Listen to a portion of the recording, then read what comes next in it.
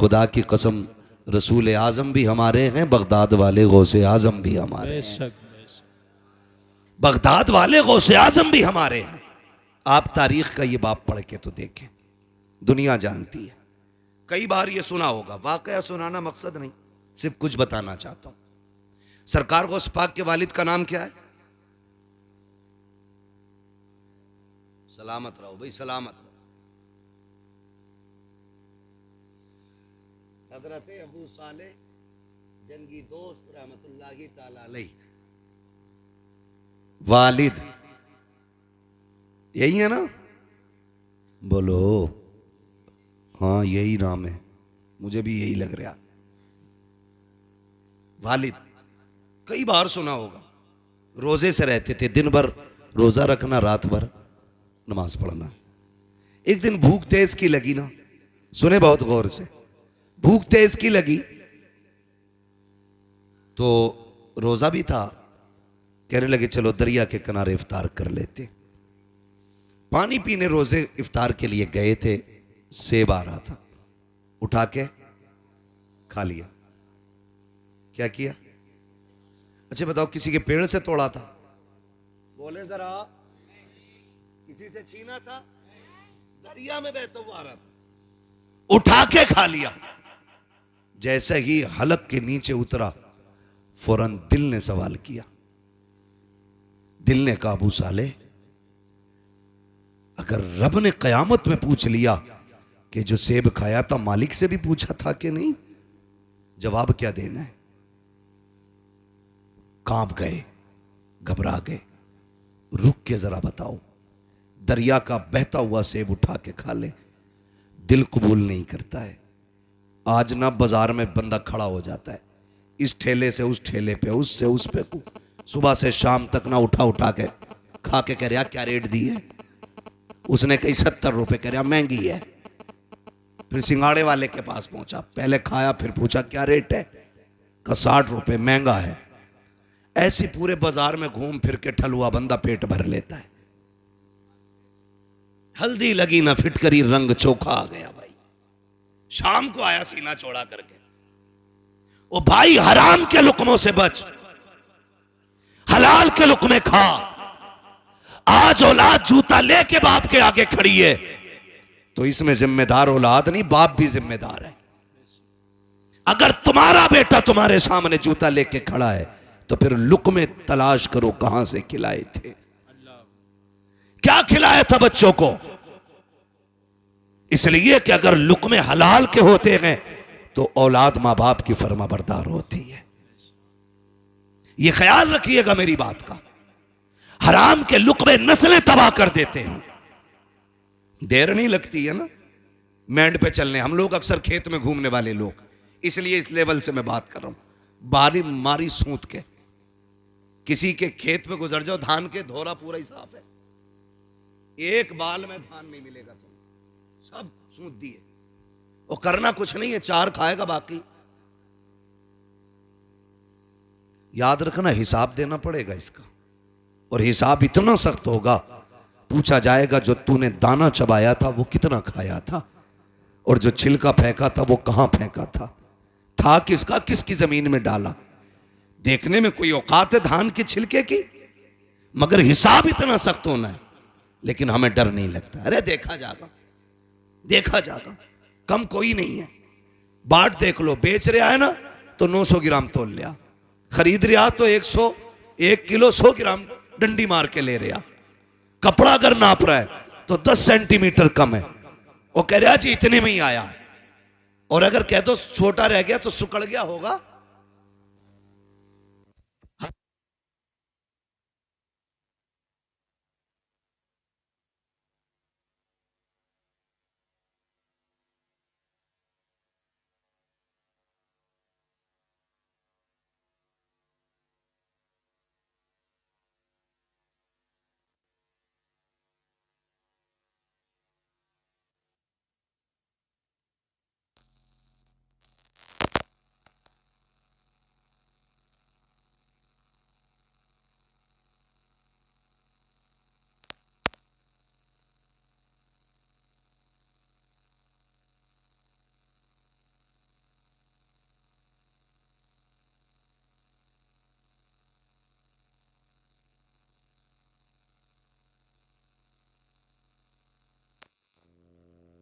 आपसे करने लगा हूं। आज हुकूकुल इबाद को बंदा हल्के में लेता है। हुकूकुल इबाद, जरा दिल पे हाथ रख के बताएं, हर गांव में मेंढ का झगड़ा है कि नहीं? कहीं ऐसी जगह नहीं होती है, कहीं ऐसी जगह नहीं होती है जहां मेंढ का झगड़ा ना हो। 4 इंच इधर की उधर कर दी, बड़ा बड़ा काबिल पड़ा मेंढ काटने वाला, नीचे नीचे कुरेद का पानी भर दे, अगले दिन 4 इंच खेत बढ़ जाओ उसका, क्या भाई इधर कैसे आ गई ना, लौट गई होगी।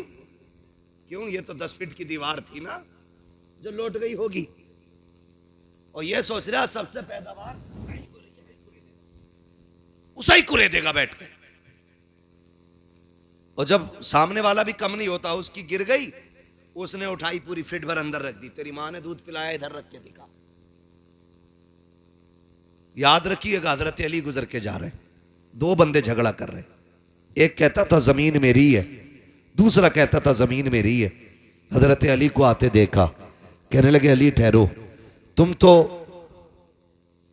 शेरे खुदा हो, और नबी ने फरमाया अना मदीनतुल इल्म वालियुन बाबूहा, मैं इल्म का शहर हूं, अली उसका दरवाजा है, फैसला कर दें। फरमाया किस चीज का फैसला?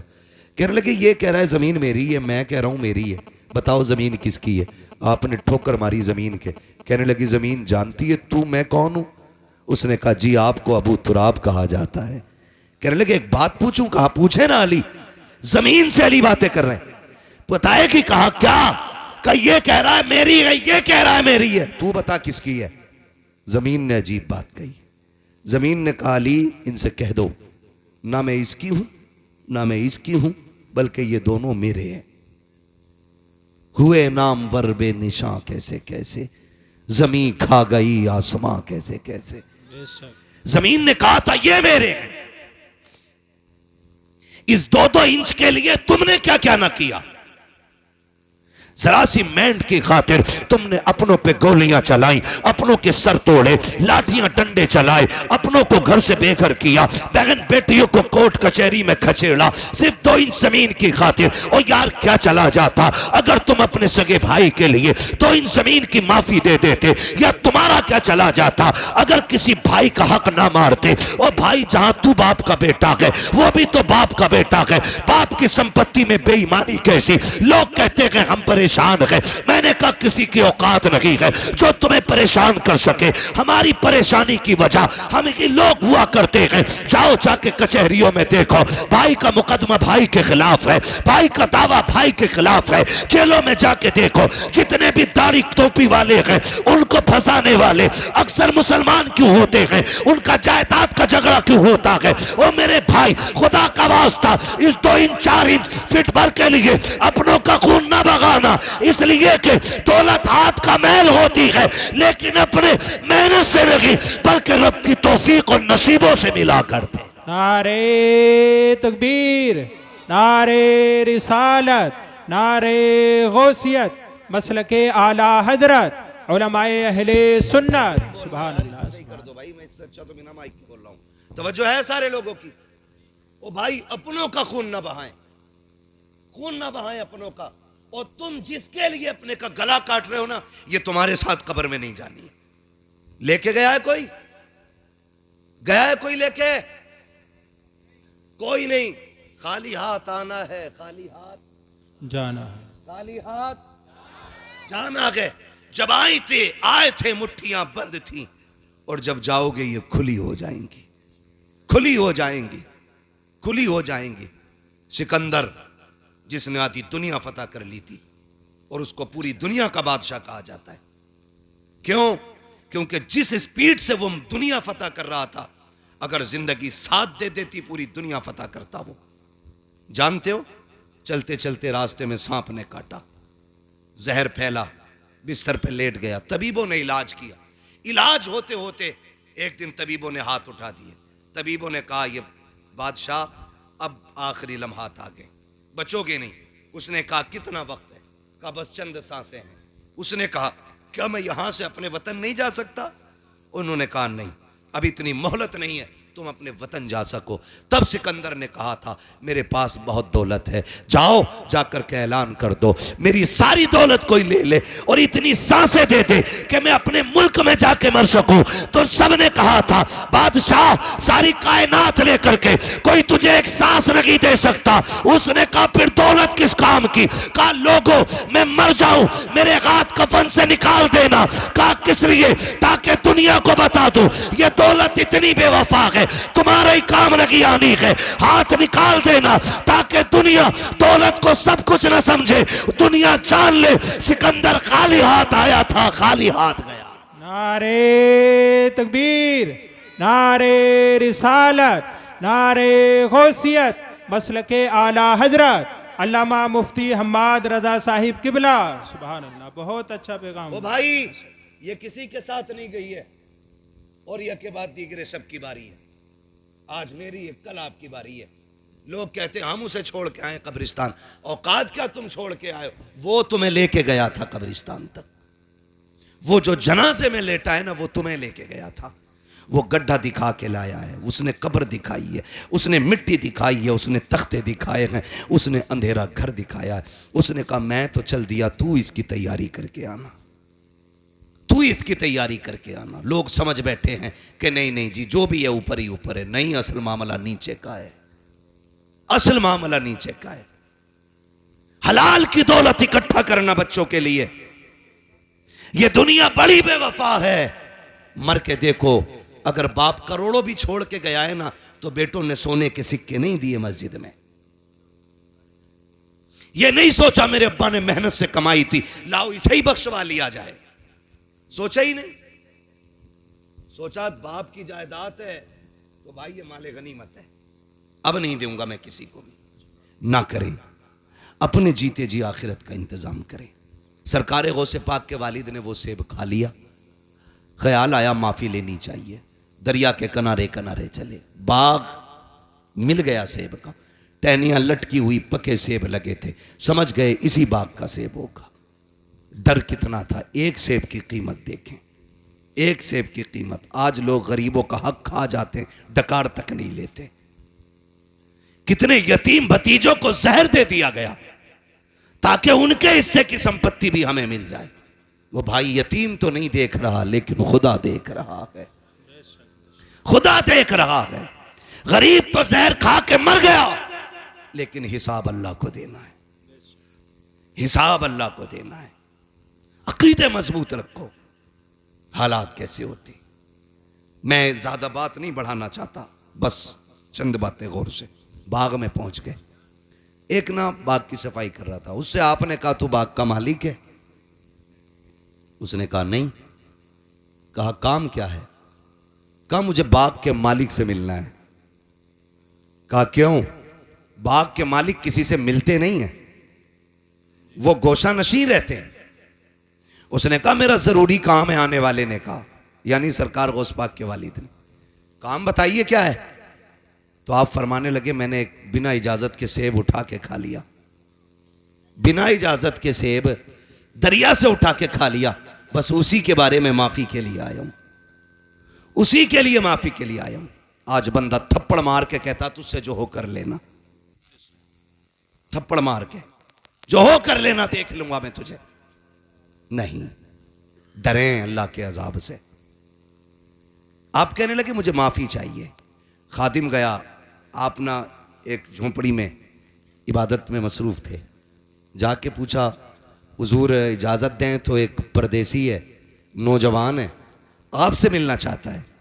अब्दुल्ला सुमई सरकार गौसे पाक के नाना कहते हैं बात क्या है? कहा बात यह है कि उसने कहा है कि वो कोई सेब उठा के उसने खा लिया था, उसकी माफी के लिए आया है। जब इतनी बात सुनी ना तो समझ गए आज एक वली आ गया है, और ऐसे खुश हो गए जैसे किसी का बरसों से इंतजार कर रहे थे। कहने लगे अच्छा भेजो। जब हजरत अबू साले तशरीफ लाए, आपने सर से लेके पैर तक देखा। फरमाने लगे शहजादे कैसे आए?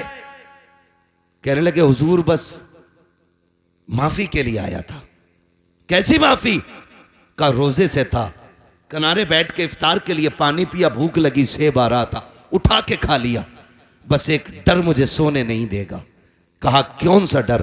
कहा कहीं अगर कयामत में आपने गिरबान पकड़ लिया तो मैं रब की बारगाह में जवाब क्या दे पाऊंगा? कहा उसी की माफ़ी के लिए आया हूँ।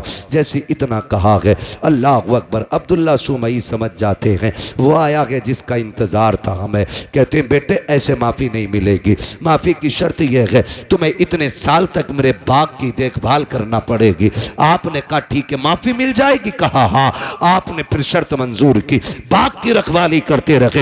एक मुद्दत मुकर्ररा तक आपने बाग की रखवाली की है। जब मुद्दत पूरी हो जाती है फिर उठ के जाते हैं, बाबा आप तो माफी दे दीजिए। कहा भी मुद्दत पूरी हो गई है। आप कहते हैं मुद्दत पूरी हो गई? कहा हाँ। माफी चाहिए? कहा हाँ। कहा इतने दिन और आपको काम करना पड़ेगा।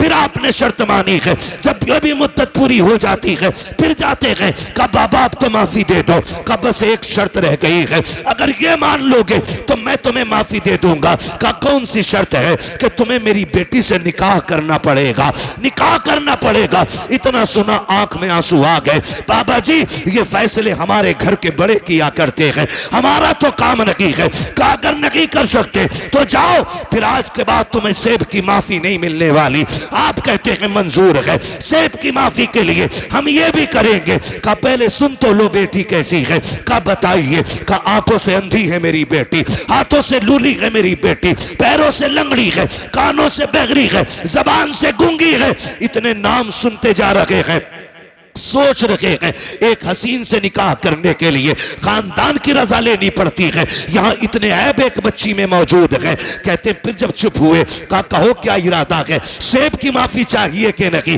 कहते मंजूर है, हर शर्त मंजूर है। फिर अब्दुल्ला सुमगी ने जब निकाह कराया है, कहा कहाँ है मेरी बीवी? कहा वो जो सामने घर है उसी के अंदर तुम्हारी बीवी है। आप जब दरवाजे पे गए, दस्तक दी, अंदर से बहुत खूबसूरत लहजे में आवाज आई, ठहरे भी दरवाजा खोलती हो। आप ठहर जाते हैं, कि ये कौन है बोलने वाला? मेरी बीवी तो बोलना नहीं जानती है। जैसे दरवाजा खोला है, चांद से ज्यादा रोशन चेहरा निगाहों के सामने है, परी पैकर वजूद निगाहों के सामने। देख के हैरत में है, सलाम किया, जवाब मिला, वापस पलट आते हैं। बाबा किधर भेज दिया था? कहा क्यों? कहा वहां मेरी बीवी नहीं है, वहां तो कोई और बच्ची है। कहा क्यों? कहा उसकी आंखें भी मौजूद हैं, वो बात भी करती है, वो तो चल के आई है, हाथों से दरवाजा खोला है, मुस्कुरा के कहते हैं बेटे वही तो तेरी बीवी है। कहा ये कैसे हो सकता है? कहते नहीं बेटे तुम सुनो तो सही, मैंने आंखों का अंधा इसलिए कहा था कि उसने आज तक शरीयत के खिलाफ कोई चीज नहीं देखी है, आज तक गैर महरम को नहीं देखा। गूंगी इसलिए कहा था, कभी जबान से नाजायज जुमला नहीं कहा। आपको मैंने हाथों के पाकिज इसलिए कहा कि नाजायज काम नहीं किया है, पैरों से लूला लंगड़ा इसलिए कहा कि गलत तरफ चली रही है। ये बातें जब सुनी है, कहते बाबा बता तो सही ये क्यों किया गया? कहते बेटे आज तू आया नहीं है, परसों से तेरा इंतजार था। मैंने कहा था मालिक बेटी शान वाली दी है, बेटा कहां मिलेगा? कहा बाग मेरे हम लेके आएंगे, उसको पहले आजमा लेना, फिर इंतजार के साथ तू उसका निकाह कर देना। कहते ये जो मैंने काम कराया है तुझसे मजदूरी नहीं ली है, कीमत नहीं ली है, आजमा रहा था देखूं ये मेरी बेटी के लिए सही है कि नहीं। कहा तेरे तकवे ने बता दिया मेरी बेटी के लिए इस वक्त जमीन पे तुझसे ज्यादा बेहतर कोई हो ही नहीं सकता है। नारे तकबीर, नारे रिसालत, नारे गौसियत, फैज़ाने गौसे आजम, फैज़ाने बुजुर्गाने दीन। सुभान अल्लाह, सुभान। एक सेब के लिए अनदेखे में कह रहे हैं मुझे लूली भी पसंद है, लंगड़ी भी पसंद है। आज तो सगा बेटा अब्बा से कह देता, अब्बा कहता मैंने फला जगह रिश्ता कर दिया, बेटा कहता मुंह बंद रखो, लड़की मैं खुद देखूंगा। हाँ मैं खुद देखूंगा। अब्बा के मुंह का थूक सूख जाता है ये सुन करके। तू देखेगा भाई? हाँ तुम क्या जानो, तुम हो ओल्ड मॉडल, हम हैं न्यू मॉडल, तुम पुराने दौर की सोच रखने वाले। अब तुम्हें क्या पता औरत आज के दौर में कैसी होनी चाहिए। मैं नौजवानों तुम्हें मशवरा देके जा रहा हूं, मुफ्त में बेहतर मशवरा। बताऊं, जब भी निकाह करना मां बाप की मर्जी से निकाह करना।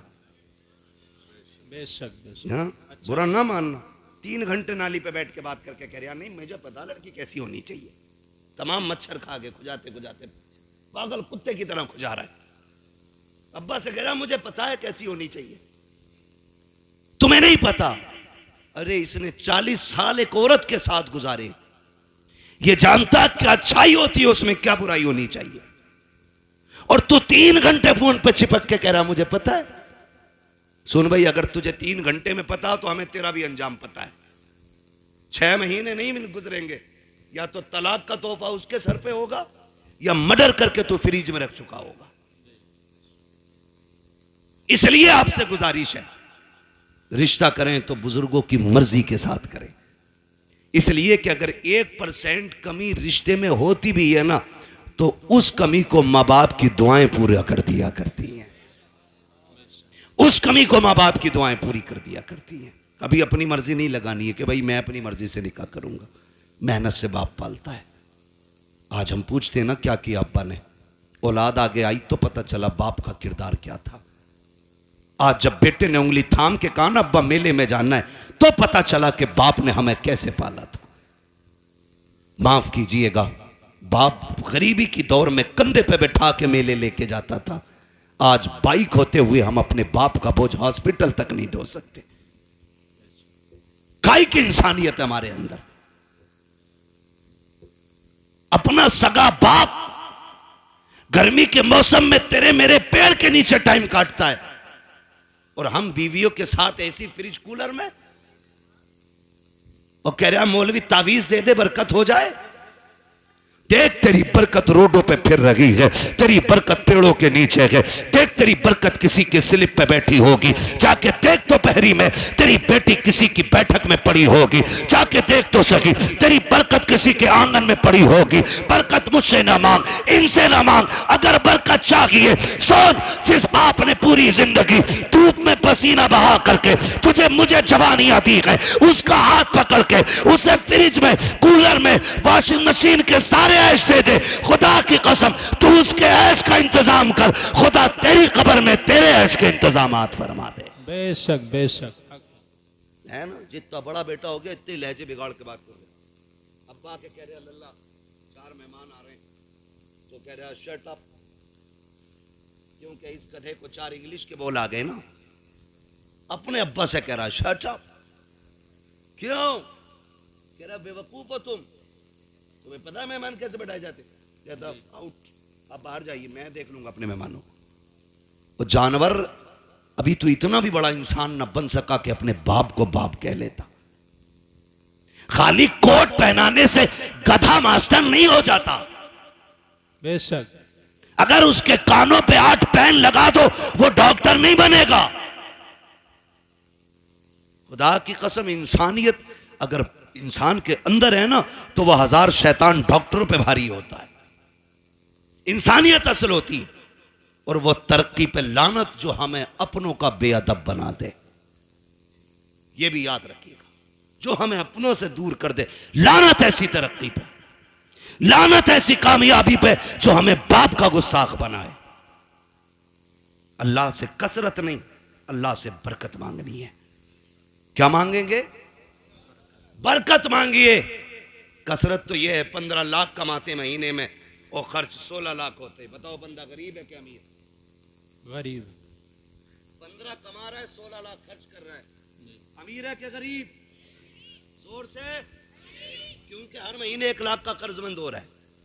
और बंदा कमाता है 5000 और 4000 खर्च कर लेता, 1000 बच जाता। बताओ बंदा अमीर है क्या गरीब? अमीर। बोले अमीर। ये बरकत और कसरत का फर्क है। 15 लाख में भी गुजारा ना हो इसे कसरत कहते हैं, और 500 रुपए में दिन कट जाए इसे बरकत कहते हैं। अपने रब से कसरत नहीं, बरकत मांगो। बरकत मांगो, शोहरत नहीं, इज्जत मांगो। इज्जत मांगो, और इज्जतें उन्हें मिलती हैं जो इज्जत वाले लोग होते हैं। करेंगे इंशाअल्लाह मां बाप का एहतराम। संडे को छुट्टी होती है स्कूलों की? मेरा टाइम खत्म हो गया, अभी ओवर चल रहा है। होती है कि नहीं? संडे को छुट्टी होती है, ऑफिस की, कॉलेजेस की, इन सब की छुट्टी होती है तो कोई वाइफ के साथ, दोस्तों के साथ छुट्टी मनाने जाता है। अल्लाह तौफीक दे, घर में बूढ़ा बाप हो, खाने पीने की गुंजाइश हो, एक दिन गाड़ी में बैठा, लेके निकल मार्केट, उससे पूछ जैसे वो बचपन में पूछा करता था क्या खाएंगे। कभी बाप से कहना अब्बा क्या खाएंगे, दिखा कभी उनको, अब्बा तुम्हारे दौर में ये कोल्ड ड्रिंक नहीं होती थी, अब्बा तुम्हारे दौर में ये आइसक्रीम नहीं होती थी, अब्बा इस दौर में देखो, अब्बा बताओ ना क्या खाओगे। खुदा की कसम तेरे खिलाने से खून नहीं, तेरा इतना देने से बाप का खून बढ़ जाएगा। खाली कहो अब्बा खाना क्या है। रोज कहते हो ना बेटे बता क्या पकेगा, रोज पूछते हैं हम, बीवी कहती है ना क्या बनना है, पूछ ले बच्चों से। बच्चे कहते हैं चिकन खाना, मटन खाना, ये फ्राई वो फ्राई। हम ये कहते हैं, कभी माँ बाप को बैठा के कहे अब्बा आज तुम बताओ क्या बनेगा, आज जो तुम कहोगे वो पकाया जाएगा। कभी उनकी मर्जी से भी खिलाओ, कभी उनकी मर्जी से बनाओ। और बीवी से कहते सुन, बहुत सुनी है, हर जगह अपनी चलाई हमने, लेकिन आज के बाद हमारे माँ बाप की चलनी है, इनकी मर्जी से पकेगा, जो ये कहेंगे वो खिलाया जाएगा। खुदा की कसम मैं समझता हूं 50% दवाएं बंद हो जाएंगी अगर औलाद बाप के साथ ये रवैया इख्तियार कर ले। एक टूटा हुआ इंसान, एक बिछड़ा हुआ इंसान, एक जंगल में खोया हुआ इंसान किसकी तलाश करता है? एक सच्चे हम सफर की, एक हमदर्द की, एक ऐसे शख्स की जो उसका दुख सुन सके। बाप उसी खोए हुए इंसान की तरह है बुढ़ापे में, उसी टूटे हुए शख्स की तरह है बाप जिसे दुनिया ने छोड़ दिया हो। वो चारपाई पे पड़ा है, उसे आज तेरे सेब की जरूरत नहीं, तुम्हारे जूस की जरूरत नहीं, आज उसे तुम्हारे दो मीठे बोलों की जरूरत है। बेशक। लोग पूछते हैं क्या करें अब्बा की खिदमत, मैं सीधी बात कह देता हूं, अब्बा की खिदमत ही अगर करनी है ना, बूढ़ा बैठा हो ना और टेक लगा के बैठा हो, आप पीछे खड़ा हो, कंधे दबा के कहे अब्बा इन्हीं कंधों पे लेके जाते थे ना, वो मुस्कुरा के तुझे देखेगा। खुदा की कसम दुआएं होने लग जाएंगी। तू कभी कंधे दबा उसके, कभी तलवों में बैठ, कभी उसके गले में हाथ डाल, यारों के साथ तो खड़े हो जाते हो, बगल में बगल डाल के खड़े हो जाते हो, यूं भी लिपटा लेते हो, यूं भी पकड़ लेते हो। कभी बाप के कंधे पे हाथ रख के कहे अब्बा बताओ ना जिंदगी का कोई मंजर तुम्हें याद है कि नहीं, बताओ तुमने जवानी में कौन सा बड़ा कारनामा किया था। खुदा की कसम देखना जो ऐसे सिमट के बैठा होता है, जब बच्चे कहते हैं अब्बा बताओ जवानी का, फिर वो यूं होके बैठ के कहता है सुन जब मेरी उम्र 25 साल थी मैंने ये कारनामा अंजाम दिया था, जब मैं 30 साल का हुआ मैंने ये कारनामा अंजाम दिया। और जब बाप तारीफ किया है वाह वाह कह के उसका हौसला बढ़ाता जा और ये कहता जा अब्बा ये तेरा जिगर था जो तूने किया है, ये तेरा हौसला था जो तूने किया है, अब्बा हमसे तेरी तरह नहीं होगा, इतना कह के तो दे। खुदा की कसम अगर बुढ़ापे में जवानी नजर ना आ जाए तो आके बात कर ले। नारे तकबीर, नारे रिसालत, अजमते वालिदैन अल्लामा मुफ्ती हम्माद रजा साहिब किबला। सुभान अल्लाह। वक्त दो अपने बाप को, बैठा करो उनके पास, कभी पूछो उनसे हाल चाल, अब्बा बताओ ना कैसी कट रही है, अब्बा बताओ ना क्या हो रहा है। वो तुम्हें हाले दिल बताएगा, वो तुम्हें हाले दिल बताएगा। फिर उसके साथ बैठो, उससे पूछो, उसको सुनाओ अपनी। खुदा की कसम फिर जीने के मजे देखो। बेटे बैठे मेरे सामने, कोई ऐसा नहीं है जो हम में बिना बाप के आया है ना? सारे बाप वाले लोग हैं ना अल्हम्दुलिल्लाह, है कि नहीं भाई? समझदार बच्चे बैठे हैं, कोई ना समझ नहीं है, फिर सर नहीं हिलाना है, जबान से बोलना है कि नहीं? सारे बाप वाले लोग हैं ना? अल्लाह ने सबको बाप की नेमत से नवाजा है। ये अलग बात है, कुछ कब्रिस्तान में आराम कर रहे हैं, कुछ बिस्तर में आराम कर रहे होंगे, लेकिन सारे बाप वाले लोग। जानते हो जिसका बाप ना अपनी कठिनाइयां गिनाया करे, उस बेटे पे लाजिम है वो और ज्यादा सिमट के अपने बाप के पैरों में बैठे। आज तुम्हारी जेब पे मेडल लग गया ना, आज तुम शान वाले हो गए ना, लेकिन बाप के आगे कुछ नहीं, बाप के आगे कुछ नहीं। वो कभी तुम कहो ना अब्बा बताओ ना घर का खर्च कैसे चलता था, वो ये कहना यार तुम्हारे दौर की तो बात अलग है, हमने तो यार रक्शे चला के बस पेट पाले। तो उसके कदमों में बैठ के कहे अब्बा आज जो ये कलम का दौर है ना, ये तेरे रक्शे का कमाल है। उस कामयाबी को भी बाप की मजदूरी पे डालो, कभी कभी ना बेटे कह देते हैं तुम्हारे रक्षे की वजह से हम जलील हुए, तुमने किया ही क्या है रक्षा चलाने के लिए। ओ भाई, जब बाप पसीने में डूब के घर आए ना मजदूरी का पैसा लेके, और पसीने में कपड़े भीगे हों, उसे मजदूर कह के जलील न कर, उसका हाथ पकड़ के कह अब्बा एहसान है कि तू हमें पाल रहा है, शुक्र है तेरे कपड़े मेहनत के पसीने में तो भीगे हैं लेकिन किसी के हराम के खून में भीगे हुए नहीं हैं।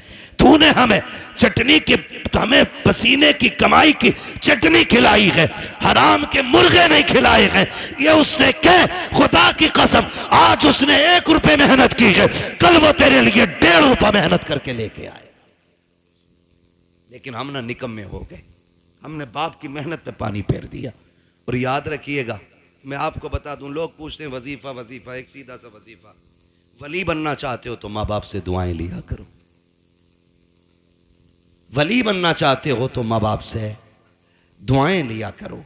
माँ बाप दुआएं कर दें तो अल्लाह बच्चों को वली बना दिया करता है। बच्चों को अल्लाह, थक गए ना आप लोग, मैं तो पहले ही मना कर रहा था 1.5 घंटे की सुई ना ले जाए। माँ बाप की दुआओं से अल्लाह बच्चों को, जोर से, वली बना देता है। ये माँ बाप की दुआएं होती हैं। जो हम 10 साल के सजदों से नहीं पाते ना, वो माँ के 2 आंसू दे देते, 2 आंसू दे देते। फर्क है, लेने वाला होना चाहिए, लेने वाला होना चाहिए। इनके कदमों में बैठो, इनकी जूतियां उठाओ।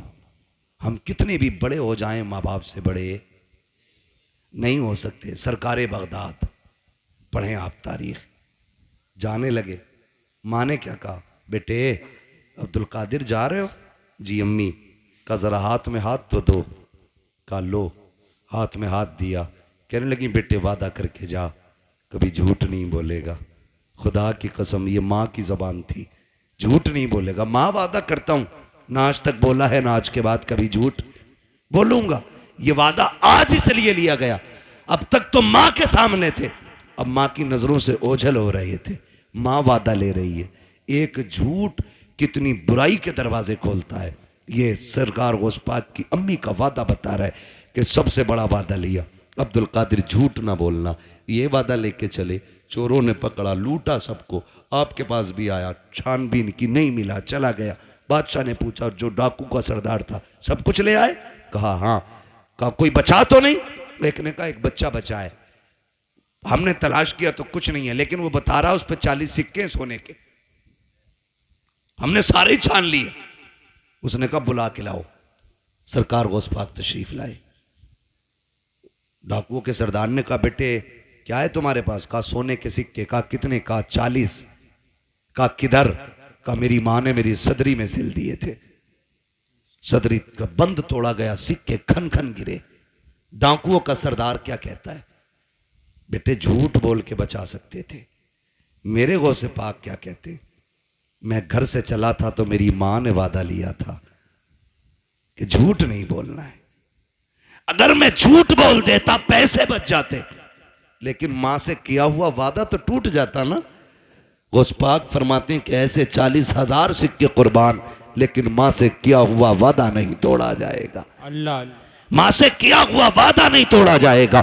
जैसे इतनी बात कही है, डाकुओं के सरदार ने तोड़ के कहा था शहजादे बता तो सही किस खानदान से ताल्लुक रखता है? फरमाते मैं मुस्तफा के खानदान से ताल्लुक रखता हूं, मैं हसनी हुसैनी सैयद हूं। जैसे इतना कहा है, उसने कदम पकड़े, कहने लगे शहजादे माफी चाहते हैं, दुख दिया, हमें तौबा करा दीजिए। कहा क्यों? कहा हम ये सोच रहे हैं तुम्हें माँ का वादा याद है, हम गुनाहगारों को खुदा का वादा याद नहीं रहा।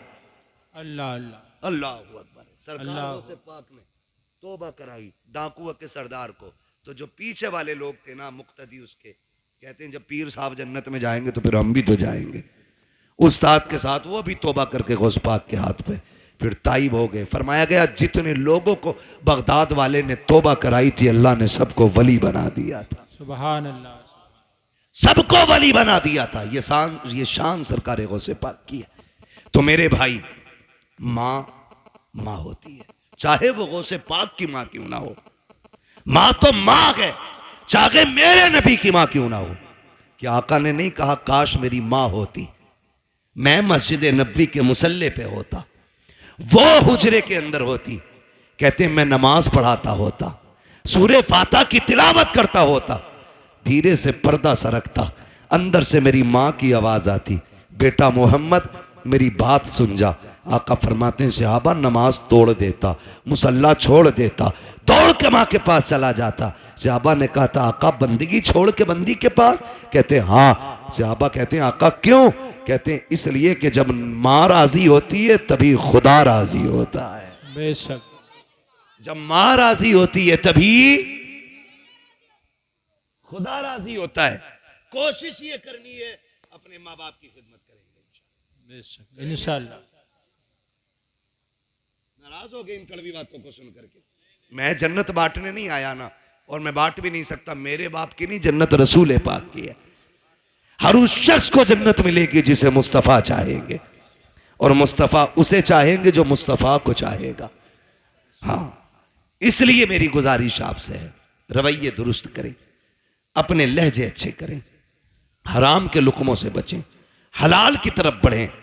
कोशिश ये करें कि हम जब तक जिंदा रहेंगे अपनी ज़रूरतें अपने रब की बारगाह में पेश करेंगे। हमारा रब हमारी ज़रूरतें सुनेगा। वही सुनने वाला है, वही देखने वाला है, वही देने वाला है। अगर दुआएं कबूल नहीं होती हैं, आसान तरीका मेरे इमाम ने बताया। कहते हैं वही रब है जिसने तुझको हमतन करम बनाया, हमें भीख मांगने को तेरा आस्था बताया। तुझे हमद है खुदाया, तुझे हमद है खुदाया। वो कवारी पाके मरियम व नफ़ख्तु फीह का दम है अजब निशान आज़म, मगर आमिना का जाया वही सबसे अफजल आया, वही सबसे अफजल आया। वो भाई नौजवानों, बच्चों, बुजुर्गों, मुसीबत आ जाए हराम की तरफ हाथ नहीं बढ़ाना है, अपने रहमान की तरफ हाथ बढ़ाना है, अपने रब की तरफ हाथ बढ़ाना है। अगर थक जाएं, आफतों से घिर के बैठ जाएं, तो फिर बेबस नहीं होना है, फिर करीम रब को आवाज़ देना।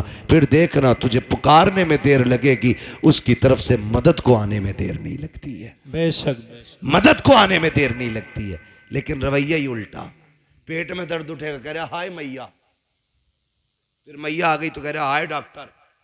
डॉक्टर ने कहा बस हो गया अब ना बचेगा।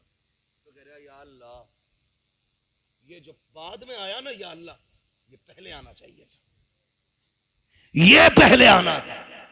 बस इतना बदलना है अपने को।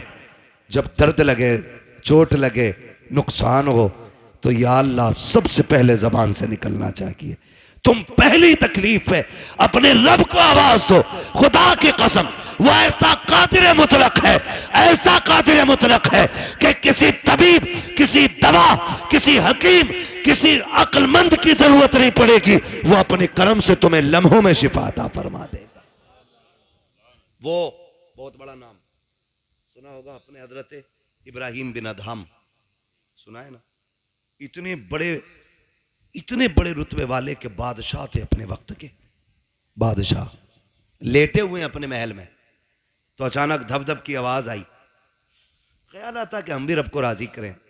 धक धक की आवाज आई, पूछा कौन है? आवाज आई कि हम हैं। क्या कर रहे हो? क्या ऊंट ढूंढ रहे हैं।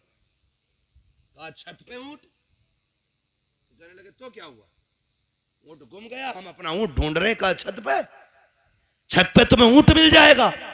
तो उन्होंने कहा सुनो, अगर हमें छत पे ऊंट नहीं मिलेगा तो तुम्हें भी तो इन बिस्तरों पे खुदा नहीं मिल सकता है। ऊंट तलाश करने के लिए जंगल जाना है तो फिर तुम्हें भी ये शाही लिबास बिस्तर छोड़ कर रब को तलाश करना पड़ेगा। छोड़ दिया, सब लात मार दी, ठोकर मार दी, जंगलों में निकल गए, अल्लाह अल्लाह करने लगे। आपके मामू हजरत इब्राहिम बिन अदहम के पास गए। आप ना एक फटा हुआ कपड़ा अपना सिल रहे थे सुई से। सुने देख रब कितना अजमतों वाला है, सिल रहे हैं अपना कपड़ा। वो कह रहे हैं ना, मामू पहुंच गए, सलाम अलैकुम। वालेकुम, कैसे? बस अपनी गुदड़ी सिल रहा। मामू ने कहा कितने अच्छे दिन थे जो शाही लिबास पहनते थे, ताज रहता था, खादिम खड़े रहते थे, क्या मिला तुम्हें ठुकरा के बादशाहत? आज ये फटे कपड़े सिल रहे हो ना, क्या मिला? क्या मिला? आपने इतना सुना ना, कब पूछना चाहते हो मुझे क्या मिला? कहा हाँ, आपने जो सुई हाथ में थी दरिया में फेंक दी। कले सुई थी उससे भी हाथ धो बैठा, अब सिलेगा कैसे? फरमाने लगे ठहरो, आवाज देते मछलियों जरा सुई लेके आओ। जब इतनी आवाज दी ना तो सारी मछलियां, हर मछली के मुंह में एक सोने की सुई मौजूद थी। सुभान अल्लाह सुभान। कहने लगे मामू देखो, सबके मुंह में एक सोने की सुई। कहने लगे ये नहीं चाहिए, मेरी सुई लाके दो। एक मछली आपकी सुई लेके आई, उसमें धागा भी मौजूद था। आपने फरमाया हाँ यही मेरी सुई है। कहने लगे सुनो, जब तख्त पर बैठता था तो सिर्फ जमीन के चलने फिरने समझने वालों पे हुकूमत थी, जब से रब का हो गया हूं कायनात मेरी हो गई है। जब से रब का हो गया हूं कायनात मेरी हो गई है। रब के होने के आदी बने, खुदा की कसम वो अपने कर्म से तुम्हें वली बना देगा। वली कहते हैं किसको? उसी को वली कहते हैं जो अल्लाह का होता है। वो बात याद आ गई, एक ना दीवाना गुजर के जा रहा था, दीवाना गुजर के जा रहा था, बारिश का मौसम। किसी ने देखा मजजूब जा रहा, उसने कहा ओ भाई दूध पी लो, गरम गरम दूध पिलाया, पिया, चल दिए, शुक्र अदा किया, आगे चले। वो खड़ाव पहन रखी थी दीवाने ने, है ना, तो छप छप करके जा रहे थे। एक दीवाना अपनी महबूबा के साथ बैठ के गुलछर्रे उड़ा रहा था। उसके पैर की छींट ना दीवाने के उसकी महबूबा के कपड़ों पे आ गई। उसने कहा पागल दिखता नहीं है? उसने कहा मैडम क्या हुआ? जो उसका महबूब था कहा कि इसने मेरे कपड़ों पे गंदगी डाल दी। तो महबूब था उसका, ओवर एक्टिंग भी की, थोड़ा सा उठा और दीवाने के थप्पड़ मार दिया। दीवाने ने आसमान की तरफ देखा, कहने लगा शुक्र है मालिक तेरा, कभी बैठा के दूध पिलाता है, कभी थप्पड़ लगवाता है, कभी दूध पिलाता है, कभी थप्पड़ लगवाता है। अभी चंद कदम चला था, ये तो गुजर गया। वो उठी अपनी जगह से, चली, गिरी और मर गई, मर गई। किसी ने कहा कि जिसके थप्पड़ मारा ना उसने बद्दुआ की थी। लोग दौड़े, पकड़ के लाए, कहने लगे तूने इसके लिए बद्दुआ की थी? उसने कहा नहीं। कहा फिर ये मर कैसे गई? कहा सीधी सी बात, हिसाब बराबर हुआ है। कहा क्या?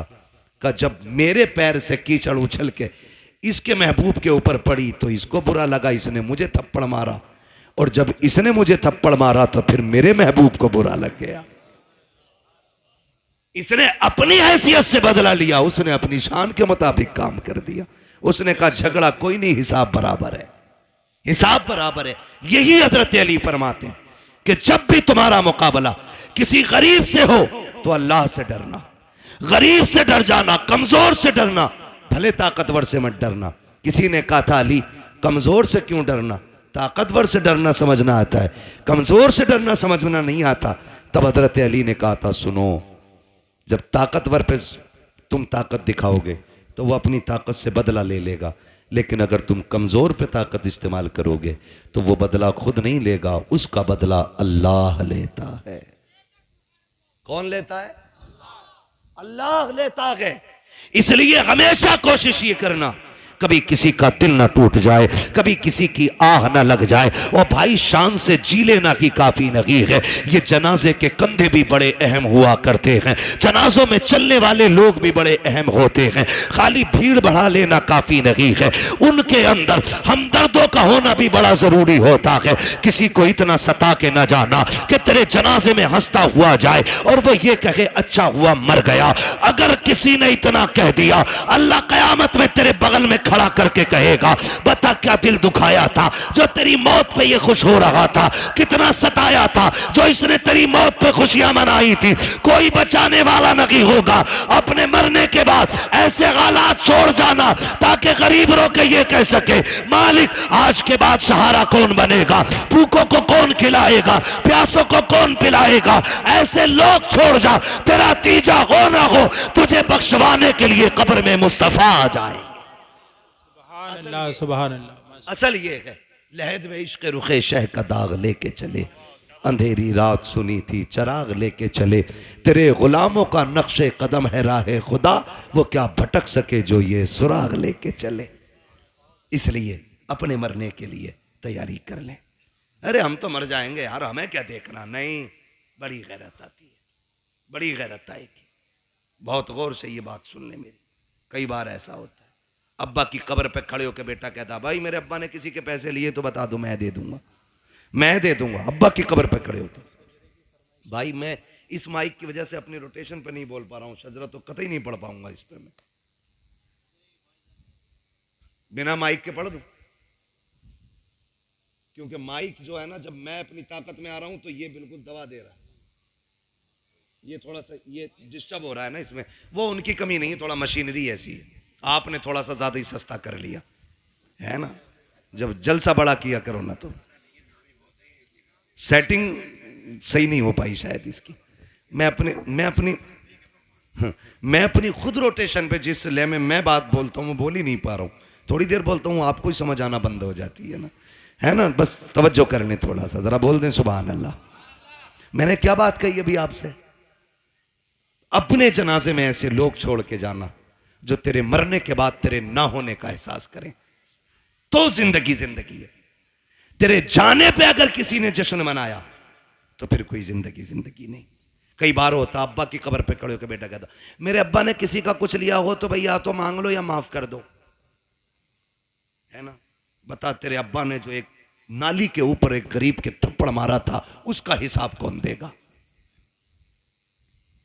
जो एक गरीब का गिरबान पकड़ के बाप ने धक्का दे के कहा था औकात क्या है तेरी, तो तुम्हें क्या लगता आज बेटे की माफी से बाप माफ हो जाएगा?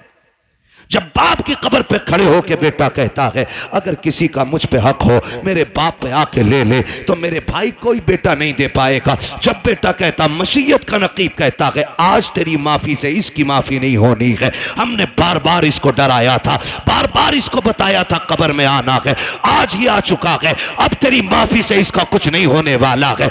आज हम इससे एक एक बात का गिन गिन के हिसाब लेंगे। फिर कब्र के अंदर रखा जाता है। खुदा की कसम, बेटे बिरयानी खाते होते हैं, यार बिरयानी उड़ाते होते हैं, उस वक्त बाप पे मुश्किल की घड़ियां होती है। और मेरे नौजवानों, अपनी जिंदगी में किसी का हक खा के ना जाना, किसी का लेके ना जाना, इस इंतजार में मत जाना कि बेटा माफी मांग लेगा, नस्ल चुका देगी। किसी के चुकाने से कुछ नहीं होगा। अगर दिल दुखाया है जीते जी माफी मांग लो, अगर बंदा माफ कर देगा तो खुदा भी माफ फरमा दे। बेशक बेशक, ये लाजिम है हम सबके लिए। आखिरत की तैयारी करें। जरूरी नहीं है बुढ़ापे में मौत आए। हमने जवानों के जनाजे उठाए, हमने 10 साल के बच्चों के जनाजे उठाए, हमने 6 माह के बच्चों के जनाजे देखे। आज हमारी उम्रें 35, 40, 50 हो गई। हमने तो कोई इतना बड़ा अलग से सजदा नहीं किया था, जो उसने इतनी लंबी उम्र का तोहफा दे दिया। वो हमें भी तो 6 महीने पे मार सकता था, हमें भी तो 8 साल की उम्र में ख़त्म कर सकता था, हमें माँ के पेट से मुर्दा पैदा कर सकता था।